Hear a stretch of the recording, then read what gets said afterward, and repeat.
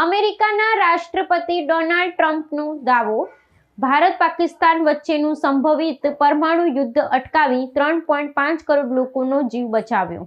અમેરિકાના રાષ્ટ્રપતિ ડોનાલ્ડ ટ્રમ્પે દક્ષિણ એશિયાની ભૌગોલિક સુરક્ષા અને ભારત પાકિસ્તાન વચ્ચેના તણાવપૂર્ણ સંબંધો અંગે એક અત્યંત મહત્વનું અને ચોંકાવનારું નિવેદન આપ્યું છે. વ્હાઇટ હાઉસ ખાતે આયોજિત એક કાર્યક્રમમાં તેમણે દાવો કર્યો હતો કે તેમના કાર્યકાળ દરમિયાન તેમણે ભારત અને પાકિસ્તાન વચ્ચેના સંભવિત પરમાણુ યુદ્ધ સહિત વિશ્વભરના 8 મોટા યુદ્ધો અટકાવવામાં સફળતા મેળવી છે.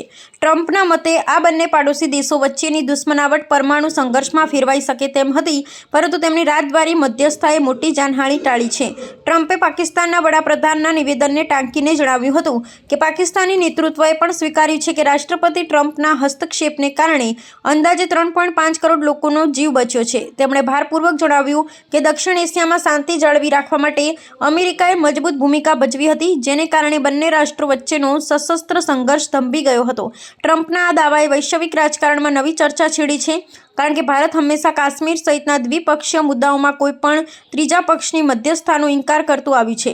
આ નિવેદન એવા સમયે આવ્યું છે જ્યારે દક્ષિણ એશિયામાં પ્રાદેશિક સ્થિરતા અને સુરક્ષાના સમીકરણો સતત બદલાઈ રહ્યા છે. વિશ્લેષકોનું માનવું છે કે ટ્રમ્પનું આ નિવેદન તેમની અમેરિકા ફર્સ્ટ નીતિ અને વિશ્વ શાંતિ માટેના તેમના વ્યક્તિગત પ્રયાસોને રજૂ કરવાનો એક ભાગ છે. જોકે ભારતીય વિદેશ મંત્રાલય તરફથી આ અંગે હજુ સુધી કોઈ સત્તાવાર પ્રતિક્રિયા આપવામાં આવી નથી.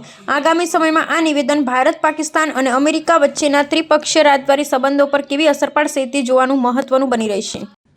Tariffs have likewise been used to end 5 of the 8 wars that I settled. I settled 8 wars, whether you like it or not, including India, Pakistan, big ones, nuclear, could have been nuclear. Prime Minister of Pakistan said yesterday at the great meeting that we had, the Peace Board, he said yesterday that President Trump could have saved 35 million lives by getting us to stop fighting. They were getting ready to do some bad things. But they've given us great national security, these tariffs have.